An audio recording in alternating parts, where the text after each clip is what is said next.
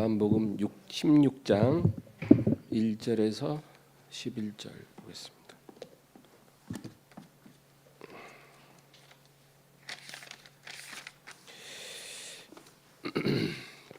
다 같이 읽습니다.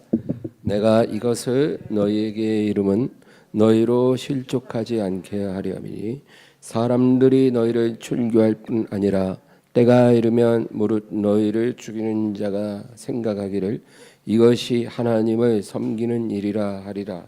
그들이 이런 일을 할 것은 아버지와 나를 알지 못함이라.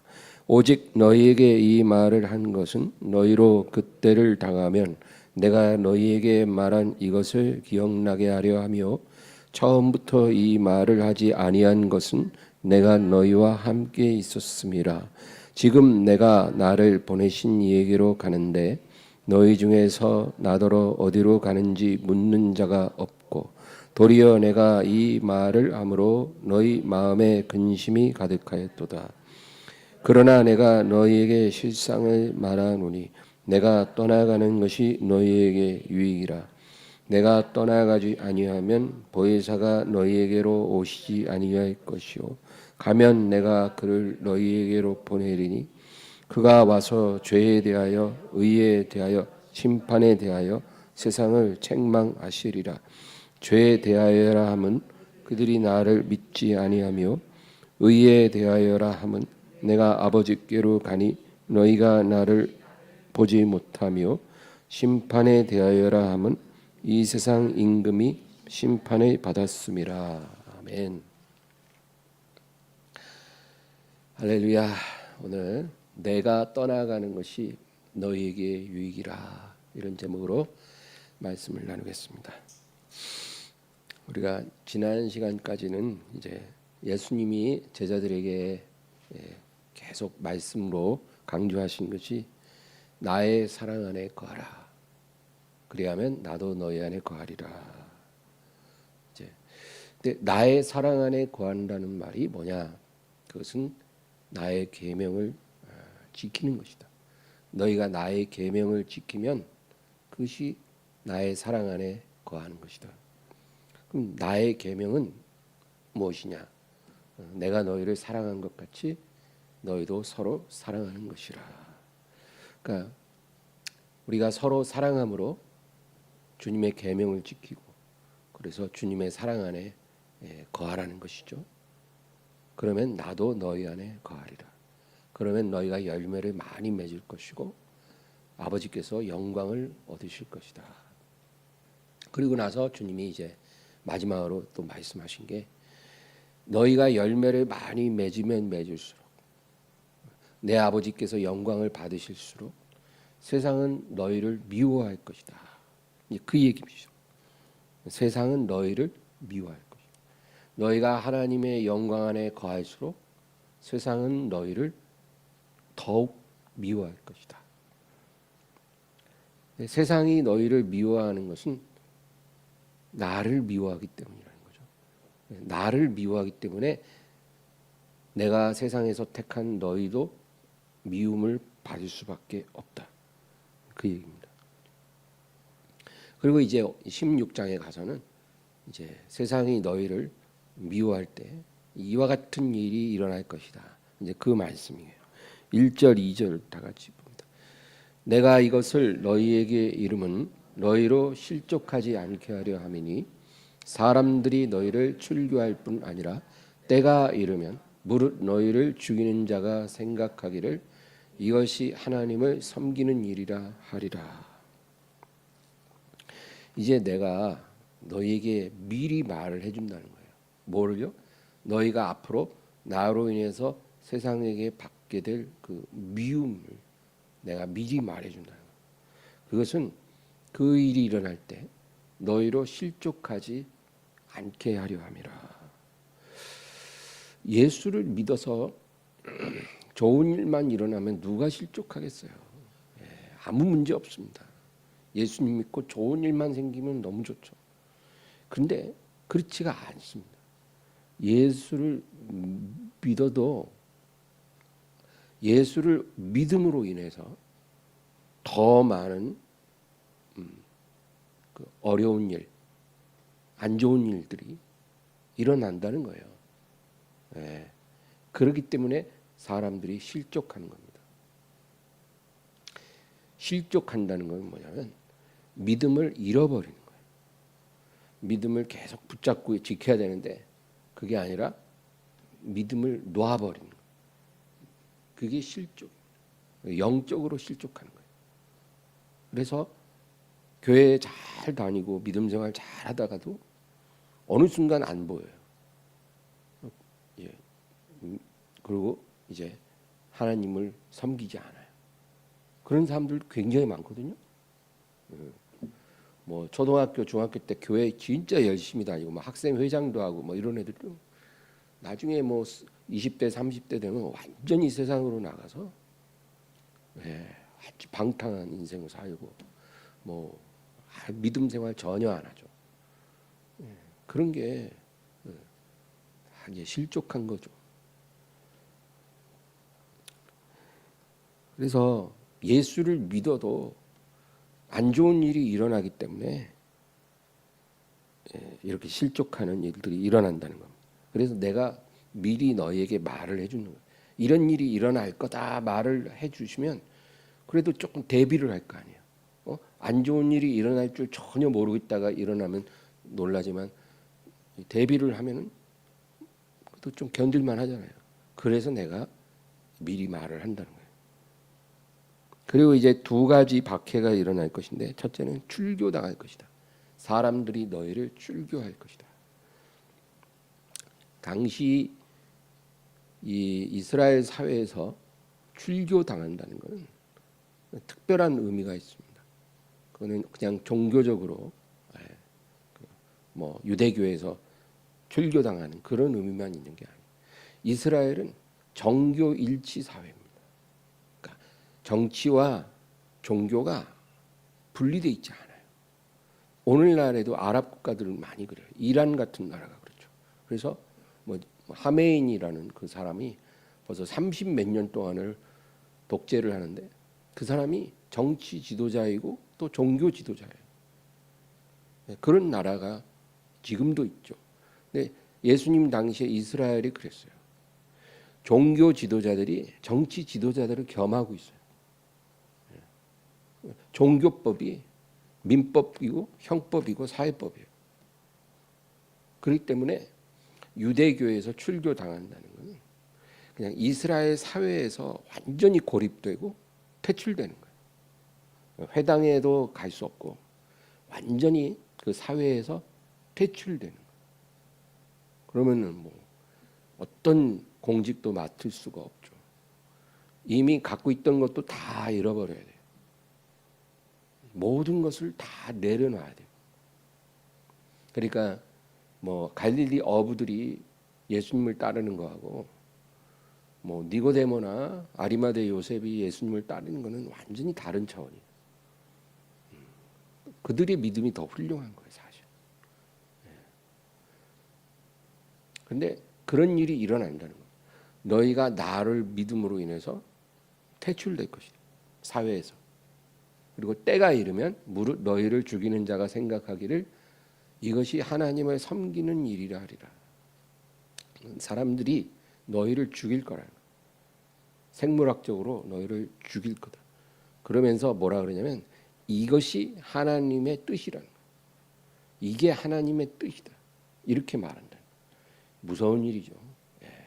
무슨 살인 강도가 사람 죽이는 게 아니라 하나님을 섬기는 일이라고 그렇게 믿고 너희를 죽일 거라. 청년 사울이 스데반을 죽일 때 그렇게 죽였어요. 그리스도인들을 막 잡아서 가둘 때 그런 마음으로 그렇게 한 거예요. 그렇게 될 거라는 거죠. 그러니까 예수님 당시 예수님을 믿는다는 것, 그리스도인이 된다는 것, 지금까지 가지고 있던 모든 것을 다 잃어버릴 수 있다. 그 얘기, 목숨까지도 엄청난 거예요. 그러니까 그 정도의 각오가 없으면 예수님을 믿을 수가 없는 그런 시대예요.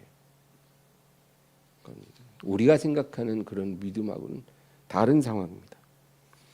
모든 걸 다 잃어버릴 각오를 하고 예수님을 믿는 거예요. 그러면 대신 뭘 받아요? 하나님이 약속하신 영생을 받는 거예요.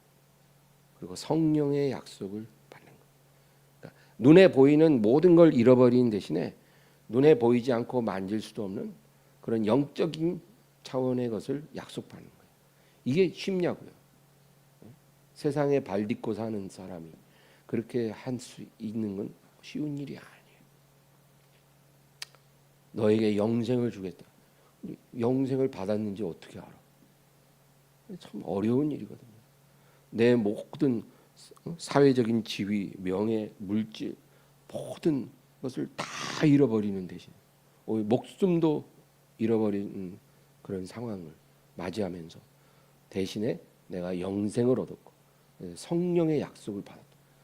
그렇게 믿는 것은 쉬운 일이 아니죠.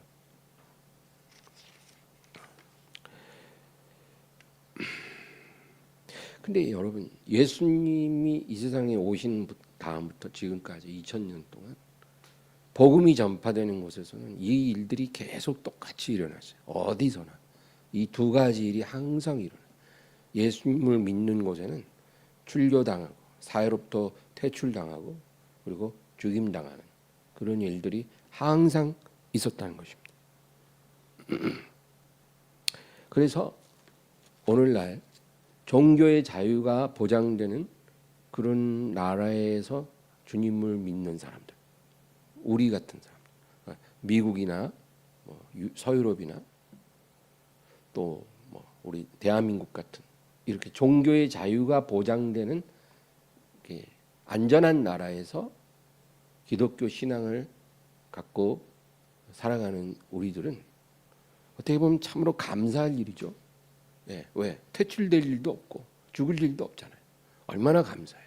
근데 감사하면서도 두려운 일입니다.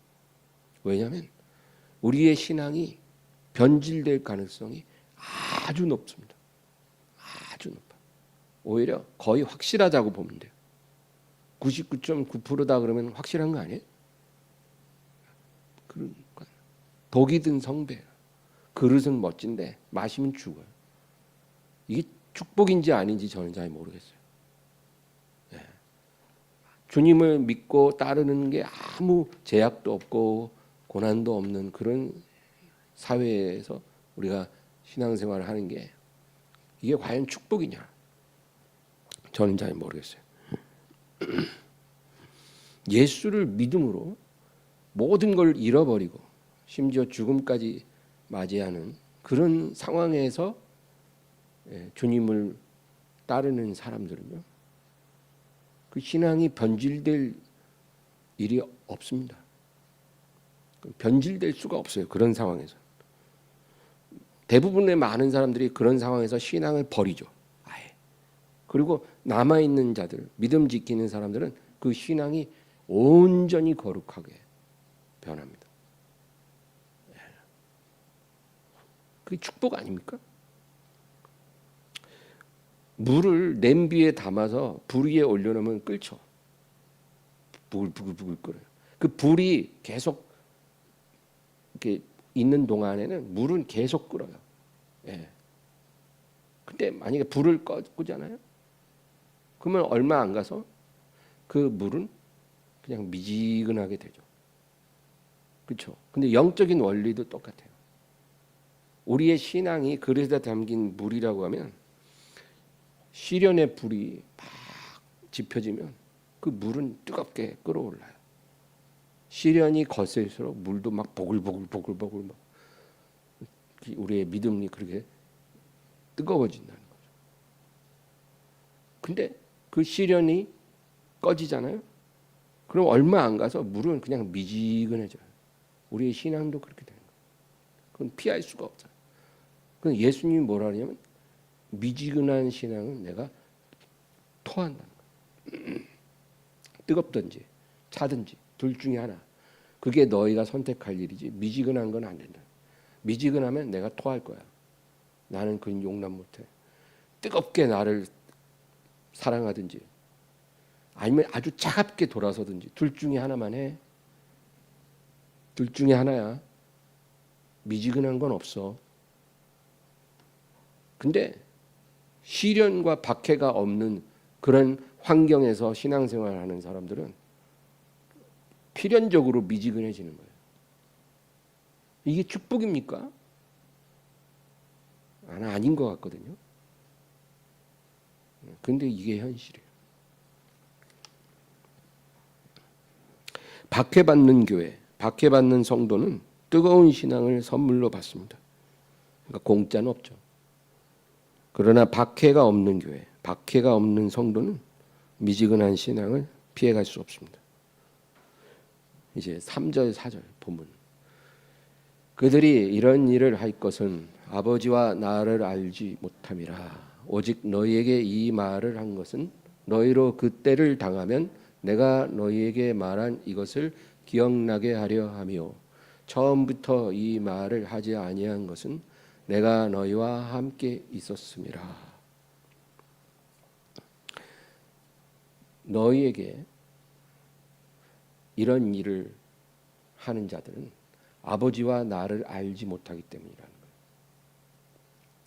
그러니까 사람들이 너희를 박해하고 죽이는 이유는 하나님을 모르기 때문입니다.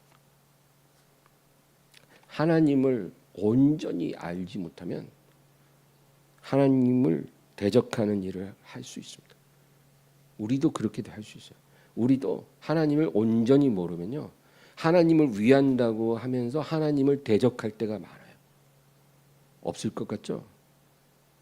지금까지도 그렇게 많이 했고요. 또 앞으로도 그럴 수 있어요.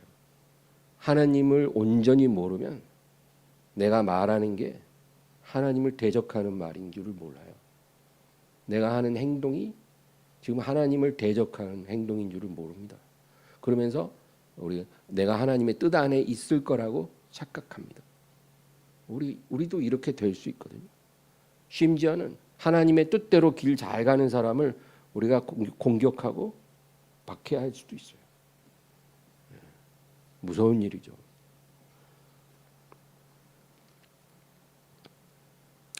그러므로 내가 이제 4절에 오직 너희에게 이 말을 하는 것은 너희로 그 때를 당하면 내가 너희에게 말한 이것을 기억나게 하려 하며 처음부터 이 말을 하지 않은 것은 내가 너희와 함께 있었습니다.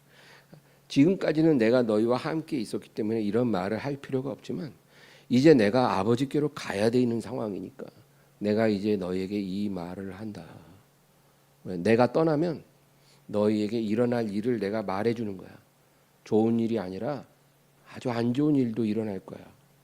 너희에게 성령도 임하실 거고 하나님의 놀라운 역사가 일어나겠지만 너희에게 많은 사람들이 너희를 출교하고 너희를 죽이고 너희를 괴롭힐 거야. 너희가 그걸 알고 있어야 돼. 내가 떠나면 너희에게 그런 일이 일어날 거야. 그 얘기예요. 그 있잖아요. 엄마가 아이들을 기르고 있어요. 근데 아이들을 놓고 엄마가 몇 년 동안 어딜 가야 돼. 몇 년 있다가 와야 돼. 그러면 엄마가 이제 아이들하고 같이 있을 때 그 얘기를 안 해요. 미리 말할 필요가 없죠. 미리 말해서 좋을 게 뭐가 있겠어요. 어린애들인데. 근데 이제 내일 떠나는 날이야. 그러니까 이제 엄마가 애들을 다 무릎 앞에 앉혀놓고 야 너희들 잘 들어. 이제 엄마가 몇 년 동안 어디 갈 거야. 그리고 반드시 너희들 데리러 올 거야. 그리고 데리러 오면 좋은 집에서 너희랑 행복하게 살 거야. 그때는 엄마랑 너희랑 헤어질 일 없어. 근데 그때까지 너희가 몇 년 동안 너희끼리 있어야 돼. 그러니까 너희들 마음 강하게 먹고 서로 싸우지 말고 공부 열심히 하고 엄마가 올 거 믿고 기다려. 이제 이렇게 엄마가 얘기를 하죠. 그러면 그 애들이 어떤 반응일까요? 알겠습니다, 어머님. 조심해서 잘 다녀오시기를 기도하겠습니다. 이러진 않을 거예요, 애기들이니까. 뭐 엄마 말 다른 건 귀에도 안 들어오고 엄마가 어디 간다고? 어디 가는데? 가지 마. 엄마 안 가면 안 돼. 언제 가? 내일? 가지 마. 안 가면 안 돼. 뭐 애들 이럴 거 아니에요. 근데 엄마는 엄마는 가야 돼. 엄마는 가는데 그래도 내가 다시 데리러 올 걸 너희는 믿어야 돼. 꼭 믿지 엄마 말. 내가 싸우지 말고 서로 사랑하고 공부 열심히 하고 있어야 돼. 이런 거예요 지금 상황이. 내가 아기도 안 키워봤는데 이런 걸 이렇게 잘 알고 있어요. 네. 5절 6절 지금 내가 나를 보내신 이에게로 가는데 너희 중에서 나더러 어디로 가는지 묻는 자가 없고 도리어 내가 이 말을 함으로 너희 마음에 근심이 가득하였도다. 그러니까 지금 제자들 마음이요. 예수님이 뭐라고 말하든지 무슨 약속을 하시든지 그게 귀에 안 들어와요. 예수님 어디로 가시는데요? 우리 놔두고 아버지께로 가셔요? 언제 오셔요? 안 가면 안 돼요. 마음에 근심이 가득한 거예요. 7절 그러나 내가 너희에게 실상을 말하노니 내가 떠나가는 것이 너희에게 유익이라. 내가 떠나가지 아니하면 보혜사가 너희에게로 오시지 아니할 것이요 가면 내가 그를 너희에게로 보내리니. 내가 가야 너희에게 유익이라는 거예요. 지금 예수님 그 얘기예요. 내가 그냥 가는 게 아니야. 내가 가는 것이 너희에게 유익이야. 왜냐하면 내가 가야 그가 너희에게 오신다는 거야. 내가 안 가면 그도 너희에게 안 오셔. 그러니까 그가 너희에게 오시기 위해서 내가 가는 거야. 그것이 너희에게 유익이야. 내가 너희와 함께 있을 때보다 내가 가고 그가 오시는 것이 너희에게 훨씬 유익이야. 그 얘기를 하십니다. 그가 누구예요? 보혜사죠. 또 다른 보혜사, 성령님. 성령이 오셔야 하기 때문에 내가 간다는 거예요. 그러면 내가 가서 그를 너희에게 보낸다는 거죠. 그가 어디로 오셔요? 우리 영에 들어오시는 거예요. 우리 영에 들어오시면 그 제자들이 예수님과 함께 있을 때보다 더 온전하게 세워지고 예수님과 함께 있을 때보다 더 많은 일을, 큰 일을 하게 된다는 거예요. 그건 우리에게도 동일한 거예요. 우리가 2000년 전에 갈릴리 땅에서 예수님과 함께 거닐지 않았다고 해서 아쉬울 게 하나도 없어요. 오히려 그거보다 우리가 예수님의 이름으로 오실 성령을 받는 게 더 큰 축복이에요. 그게 더 유익이에요. 오늘 찬양도 성령이 오셨네. 진짜 축복이에요. 예수님과 우리가 물리적으로 같이 있는 그것보다 우리 안에 성령이 오시는 게 더 유익이에요. 지금 그 얘기를 하고 계십니다. 하나님이 우리에게 무언가를 가져가실 때가 있어요. 항상 주시기만 하는 하나님이 아니라 주시는 것만큼이나 많은 것을 우리에게 가져가십니다. 근데 하나님이 왜 가져가시느냐? 그것이 우리에게 유익일 때만 가져가십니다. 믿으십니까? 무언가를 우리에게서 가져감으로 우리에게 유익이 될 때는 아주 가차없이 그걸 가져가시는 하나님. 그러니까 뭔가 가져가실 때 이 믿음이 있어야 돼요. 왜 가져가세요? 내게 뭐가 남았다고 이것까지 가져가세요. 뭐 이런 소리 하지 말고 뭔가 가져가실 때는 그게 나에게 유익이기 때문에 가져간다는 사실을 우리가 믿어야 합니다. 하나님이 때로는 사랑하는 가족을 우리에게서 가져가세요. 부모님 데려가십니다. 남편 데려갑니다. 심지어는 자녀를 데려가게 돼요. 너무 힘든 일이죠. 근데 그 하나님이 사랑하는 가족을 가져가실 때 왜 그럴까요? 그것이 남아있는 나에게 유익할 때 그렇게 하십니다. 절대 내가 미워서 나에게 뭔가 나쁜 거를 주고 싶어서 그렇게 하시는 일은 없어요. 우리의 건강을 가져가기도 해요. 좀 더 건강하면 좋겠는데 그렇지가 않은 거예요. 뭐 조금만 피곤하고 힘들어요. 몸이 안 좋아요. 건강을 가져가시기도 하고 재물을 가져갑니다. 재물이 많으면 헌금도 많이 하고 많은 좋은 일도 할 수 있잖아요. 근데 그렇게 안 하세요. 재물을 가져가세요. 늘 허덕허덕 그냥 그렇게 돼요. 재물을 가져가실 때도 있고 또 내가 가지고 있는 어떤 평판, 명예, 내가 일하고 있는 직장에서 뭐 그만둘 수밖에 없는 상황, 내가 일구고 있는 어떤 사업이 무너진다든지 여러 가지, 내가 사랑하고 의지하는 가까운 친구들을 내게서 멀어지게 하신다든지 많은 것들, 우리 삶의 중요한 부분들을 차지하는 것들이 하나님이 걷어가실 때가 있다는 거예요. 왜 그러시냐? 그것이 우리에게 유익하다는 거죠.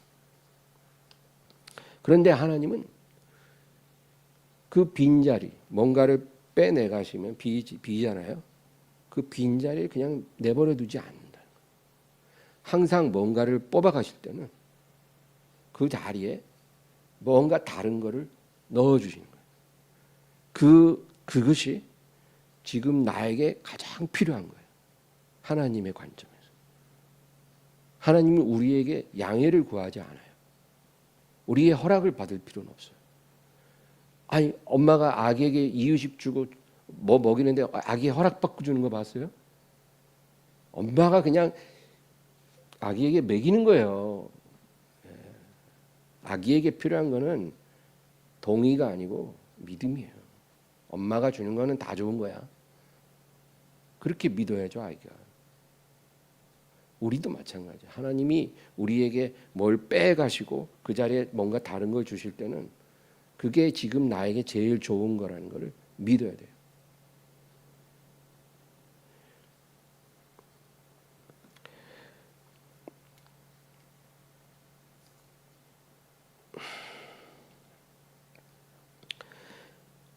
우리 삶에 일어나는 모든 일들, 뭔가를 잃어버리는 일이든 얻는 일이든 그거는 하나님의 선한 주권에서 일어나는 일입니다. 우리에게 유익을 주고 하나님이 영광 받으시기 위해서 하나님이 그 일들을 행하신다. 이 믿음을 딱 갖고 있으면 흔들리지 않아요. 내 삶에 어떤 일이 일어날지 모르죠. 내일 무슨 일이 일어날지 누가 합니까? 하나님 절대 안 가르쳐줘요. 근데 우리는 믿는 거예요. 왜? 내 삶에 내일 당장 뭔가가 내게서 상실돼도 그것이 나에게 유익이라는 거. 또 뭔가가 내 삶에 들어와도 그것이 나에게 좋은 거라는 거. 우리가 이런 믿음이 있으면 어떤 일이 일어나든지 두렵지 않아요. 그냥 하나님이 선한 역사를 이루신다. 이런 믿음으로 우리가 감사할 수 있는 거죠. 감사는요, 감사할 일이 있어야 하는 건 감사가 아니에요. 그건.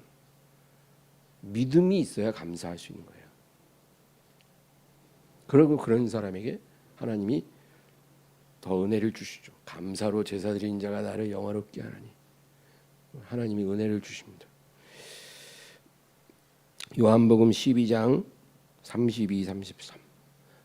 내가 땅에서 들리면 모든 사람을 내게로 이끌겠노라 하시니 이렇게 말씀하시면 자기가 어떠한 죽음으로 죽을 것을 보이심이로라. 그러니까 내가 십자가에 들려 땅에서 들리면 그 말은 뭐예요? 내 생명을 잃어버리면, 그죠? 내가 내 생명을 잃어버리면 많은 사람의 생명을 얻으리라. 그거예요. 내가 땅에서 들리면 모든 사람을 내게로 이끌겠노라.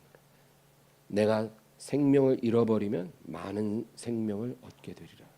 이게 하나님의 법칙이에요. 하나님은 언제나 이 방식으로 일하세요. 뭔가 잃어버리게 하시고 그 다음에 얻게 하시는 거예요. 그래서 예수님도 자기를 잃어버리기 위해 오신 거예요. 많은 생명을 얻기 위해. 요한복음 12장 24절. 내가 진실로 진실로 너희에게 이르노니 한 알의 밀이 땅에 떨어져 죽지 아니하면 한 알 그대로 있고 죽으면 많은 열매를 맺느니라. 하나님이요, 우리를 이 세상에 부르신 것은 이 세상에서 살아남기 위해 발버둥치라고 우리를 이 세상에 부르신 것이 아니에요. 세상에 태어났으니까 살기 위해, 생존 경쟁에서 살아남기 위해 발버둥치면서 살아야 하리라. 그게 하나님이 우리를 이 세상에 보내신 목적은 아니에요. 오히려 반대. 우리를 부르신 것은 이 세상에서 한 알의 밀이 되라고 우리를 부르신 거예요. 한 알의 밀. 한 알의 밀은 어떻게 돼요? 땅에 떨어져서 죽어져야죠. 안 죽으면 아무 일도 안 일어나요. 그냥 밟히는 거예요. 새들이 와서 먹어버리는 거예요. 그 새들의 먹이로 밀알이 존재하는 목적은 아니잖아요, 절대. 밀알은 땅에 떨어져서 결실을 맺으라고 있는 거예요. 썩어져야 돼요. 죽어져야 돼요. 그거예요. 하나님이 우리를 이 세상에 부르신 것은 세상에서 떨어져 죽으라고 부른 거지, 살기 위해 발버둥 치라고 우리를 부르신 게 아니에요. 그러니까 세상 사람들은 이 진리의 영이 말씀하시는 것을 받을 수가 없어요. 깨달을 수 없죠. 하나님의 자녀들만 이 진리를 깨달을 수가 있다는 거예요. 네가 죽어야 된다. 너가 죽어야 모든 열매를 얻게 된다는 거예요. 네가 죽어야 네 가족이 살고, 네가 죽어져야 네 교회가 살아. 네가 죽어져야 너 주변에 있는 죽은 사람들이 다 살아나. 하나님 그렇게 말씀하셔. 그런데 우리는 절대 안 죽죠. 절대 안 죽고 어떻게든지 뭔가 열매를 얻어보겠다고 노력하는 거예요. 아무것도 없습니다. 그건 하나님의 방식이 결코 아닙니다. 마태복음 16장 21, 22절. 이때로부터 예수 그리스도께서 자기가 예루살렘에 올라가 장로들과 대제사장들과 서기관들에게 많은 고난을 받고 죽임을 당하고 제3일에 살아나야 할 것을 제자들에게 비로소 나타내시니, 베드로가 예수를 붙들고 항변하여 이르되 주여 그리 마옵소서, 이 일이 결코 죽게 미치지 아니하리이다. 베드로가 예수님을 만류했잖아요. 주여, 이 일이 일어나지 않을 것입니다. 그런 일이 일어나서는 안 됩니다. 그게 뭐예요? 죽지 말라는 거예요. 지금 예수님 보고, 예수님이 예루살렘에 내가 가서 많은 고난받고 죽임당하고 살아나야 한 것을 말씀하시는데, 주님 죽지 마르시옵소서, 죽지 마시옵소서. 베드로가 지금 그러고 있는 거예요. 죽으시면 안 됩니다. 죽으시다니요. 죽으시면 안 됩니다. 죽지 마옵소서. 이 일이 절대로 주님께 미치지 아니할 것입니다. 베드로의 말은요, 진짜 수제자답게 뭔가 예수님을 위해서 해주는 말 같지만 사실은 그게 뭐예요? 사탄이 예수님을 실족시키려고 속이는 말이에요. 베드로를 통해서. 예수님이기 때문에 그걸 간파한 거죠. 가장 가까운 사람을 통해서도 사탄은 우리를 속여서 넘어뜨리거든요. 그게 제일 효과가 좋으니까. 아니, 잘 알지도 못한 사람이 우리에게 뭐라고 말하면 우리가 듣냐고요. 근데 남편이 말하고, 아내가 말하고, 부모가 말하고, 자식이 말하고, 가장 믿는 사람, 가까운 사람이 말하면 우리가 듣잖아요. 그때 우리가 분별을 해야 되는 거예요.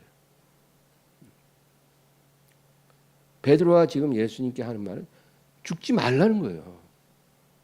죽지 마십시오. 되게 위해 주는 것처럼. 그러니까 예수님이 뭐라 그래요? 23절. 예수께서 돌이키시며 베드로에게 이르시되 사탄아, 내 뒤로 물러가라. 너는 나를 넘어지게 하는 자로다. 네가 하나님의 일을 생각하지 아니하고 도리어 사람의 일을 생각하는도다 하시고, 예수님 아주 단호하게 베드로에게 꾸짖습니다. 사탄아, 내 뒤로 물러가라. 베드로를 이용해서 지금 예수님을 속이려고 하는 사탄을 꾸짖기도 했지만, 또 아울러 그 도구가 됐던 베드로도 꾸짖는 거예요. 너는 나를 넘어지게 하는 자라. 여러분, 낯선 사람이 우리를 넘어뜨리겠어요? 그런 일은 잘 안 일어나죠. 누가 우리를 넘어뜨립니까? 예. 보면은 뭐 예를 들어 뭐 누가 어느 집안에 남편이 바람났잖아요. 그럼 바람나면 그 바람난 상대가 뭐 낯선 여자 아니에요. 오다 가다 길가에서 갑자기 만난 사람 아니에요.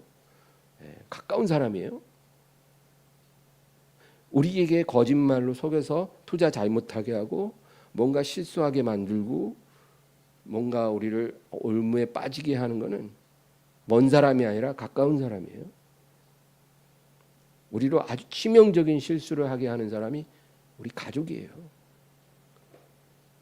예수님도 베드로에게 사탄아 내 뒤로 물러가라. 너는 나를 넘어지게 하는 자라. 내가 하나님의 일을 생각하지 않고 사람의 일을 생각한다.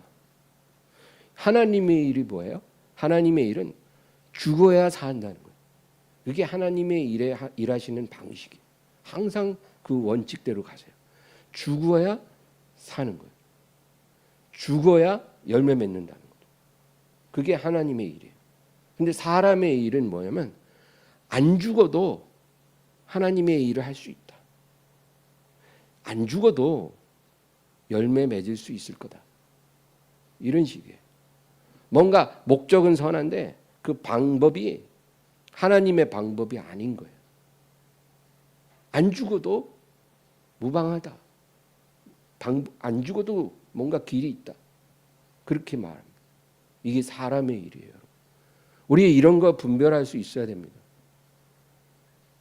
우리가 말씀 배우고 기도하는 이유가 뭐겠어요? 그냥 주구장창 주시옵소서 하려고 기도하는 게 아니라 우리 삶에 하나님의 일과 사람의 일을 놓고 분별할 수 있는 지혜 달라고 우리가 기도하는 거예요. 비슷한데 달라요. 하나님의 일은 죽어야 산다는 거고 사람의 일은 죽지 않아도 살 길이 있을 거다. 찾아보자. 뭐 이런 거예요. 그런 일은 없죠.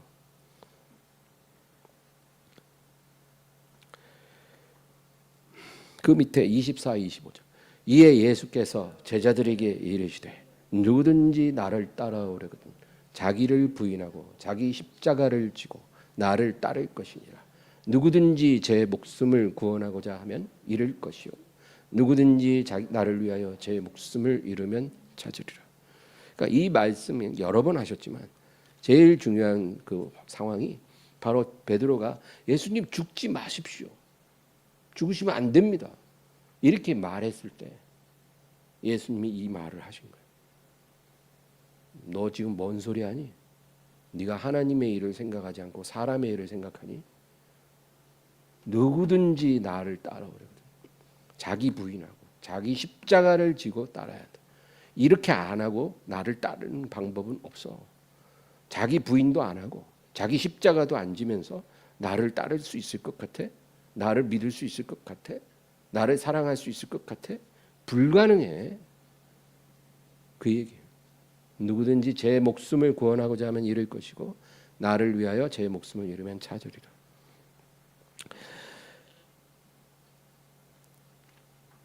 얼마나 명백합니까, 여러분? 주님의 말씀은 아주 명백하잖아요. 이제 다시 본문으로 가서 8절 9절. 그가 와서 죄에 대하여 의에 대하여 심판에 대하여 세상을 책망하시리라. 죄에 대하여라 함은 그들이 나를 믿지 아니하며. 이제 내가 떠난다는 거예요. 아버지께로 떠나고 내가 가야 그가 오시는 것이 너희에게 유익이다. 그분은 또 다른 보혜사 성령이시야. 내가 가면 내가 그를 너희에게 보낼 것이야. 그가 오시면 세 가지 일을 하실 건데 죄에 대하여 의에 대하여 심판에 대하여 세상을 책망하시리라. 이제 그 얘기예요. 구약 시대에는 하나님이 자기 뜻을 오직 자기 백성 이스라엘에게만 나타내셨어요. 다른 민족에게는 하나님의 뜻이 나타나지 않았습니다. 그게 구약 시대. 하나님이 이스라엘에게만 자기 뜻을 다 나타내 주셨어요. 근데 어떻게 나타내시냐면 선지자를 보내서 그 선지자를 통해서 하나님이 죄에 대하여 의에 대하여 심판에 대하여 이스라엘을 책망하셨어요. 그게 구약 시대입니다. 근데 이제 앞으로는 내가 이제 십자가에 들리면 이제부터는 하나님의 뜻을 이스라엘 민족에게만이 아니라 온 세상 만민들에게 다 나타내실 것이다. 이제 하나님의 뜻은 모든 열방에 막힘없이 다 드러나게 될 것이다. 근데 그 일을 누가 하시냐? 성령이 하신다. 성령을 보내요.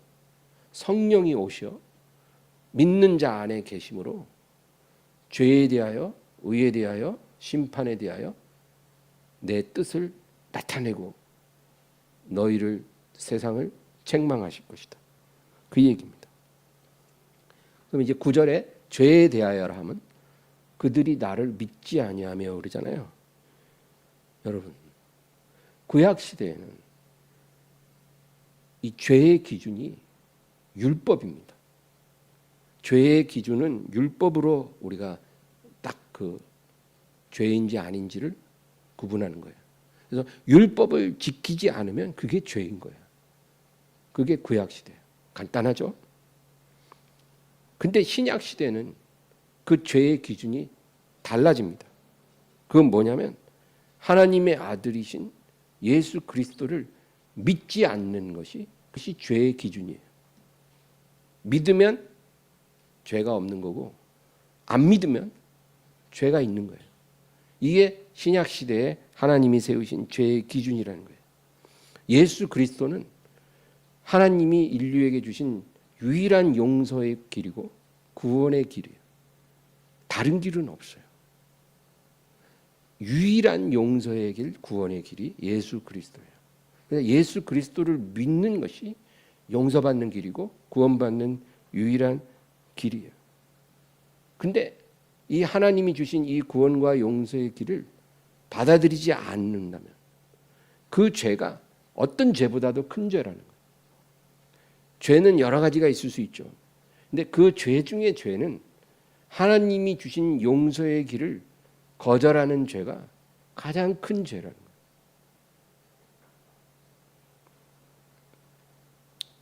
요한복음 3장 17, 18. 하나님이 그 아들을 세상에 보내신 것은 세상을 심판하려 하심이 아니요 그로 말미암아 세상이 구원을 받게 하려 하심이라.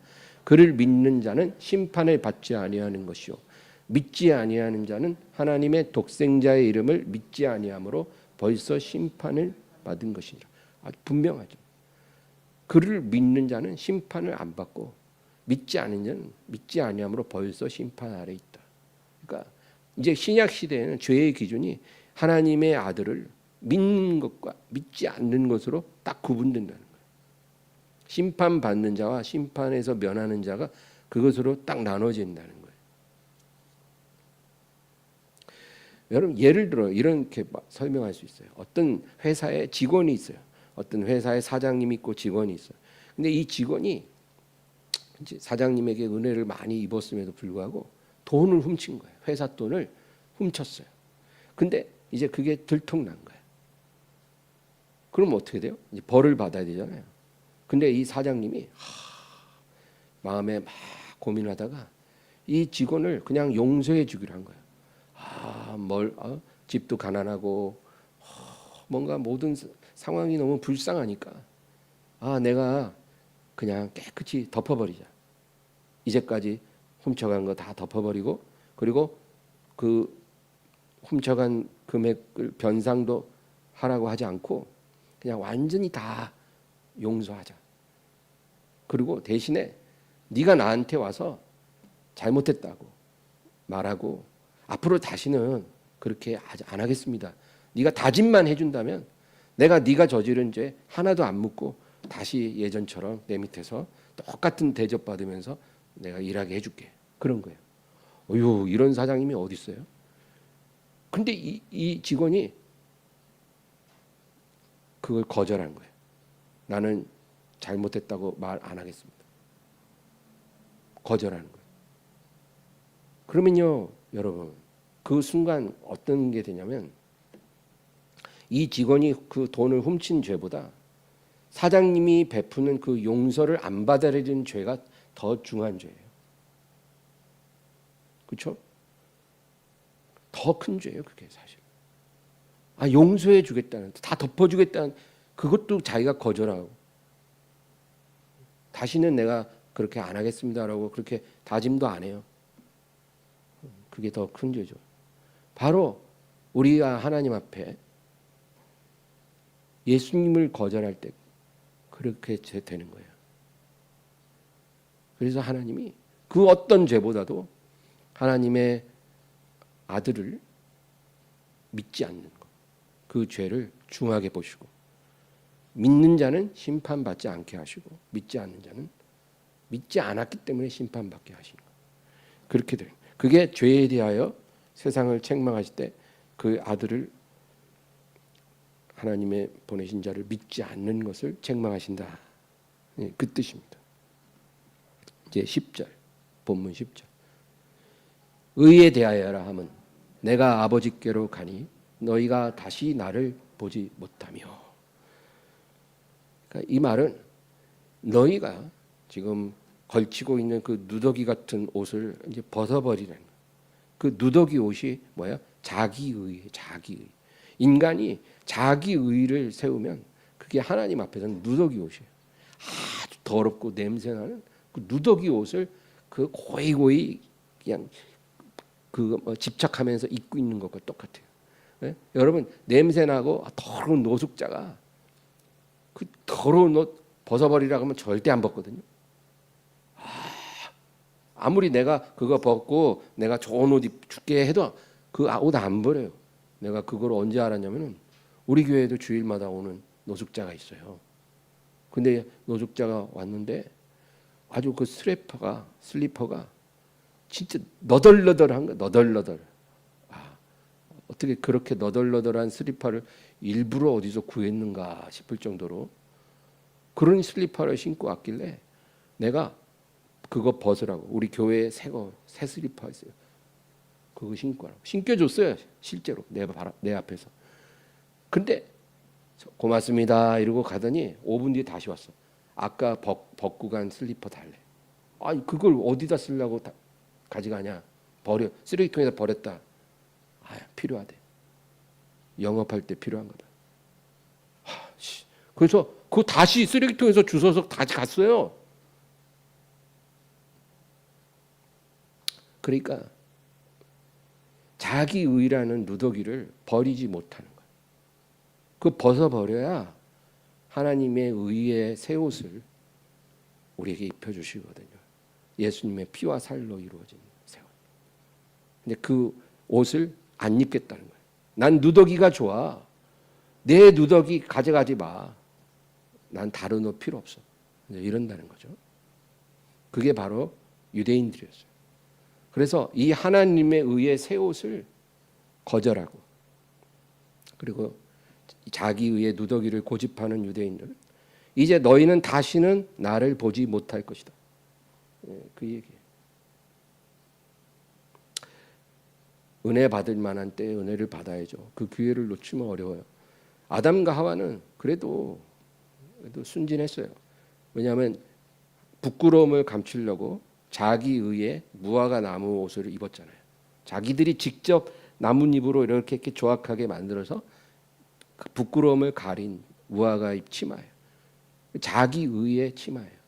근데 하나님이 그거 벗기고 짐승 가죽옷을 입혀주셨잖아요. 친히.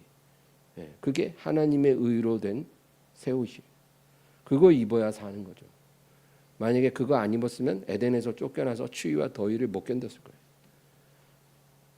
그러니까 영적으로도 마찬가지예요. 하나님의 의를 받아들여야 되는 거예요. 로마서 10장 2절 3절 내가 증언하노니 그들이 하나님께 열심히 있으나 올바른 지식을 따른 것이 아니니라. 하나님의 의를 모르고 자기 의를 세우려고 힘써 하나님의 의에 복종하지 아니하였느니라.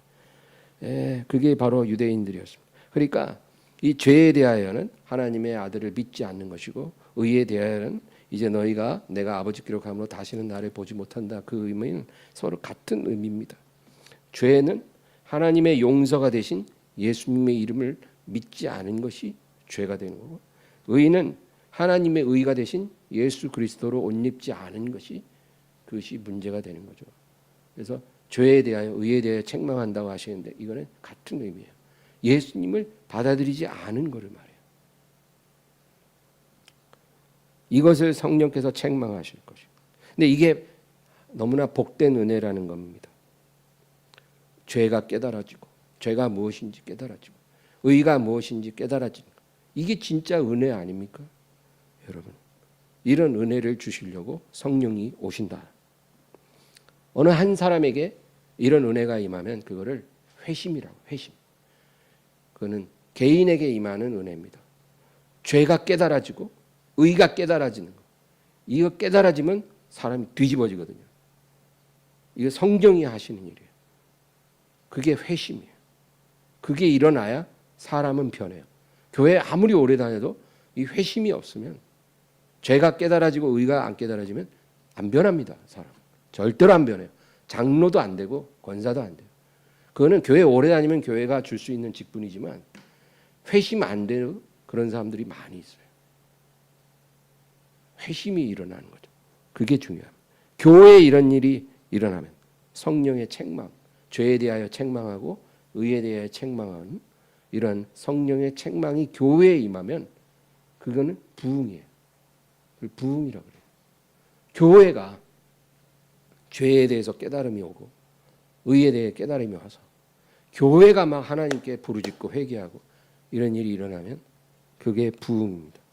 이거는 인위적으로 인간이 만들어낼 수가 없고요. 성령님이 하시는 일. 우리 엠마오 교회도 이런 일이 일어날 거라고 저는 믿습니다. 성령님이 그런 일을 행하실 거예요. 그때까지 낙심하지 말고 겸손히 계속 하나님께 간구해야 돼요. 우리에게 이런 부흥을 주시고 회심하는 역사가 일어나게 해달라고.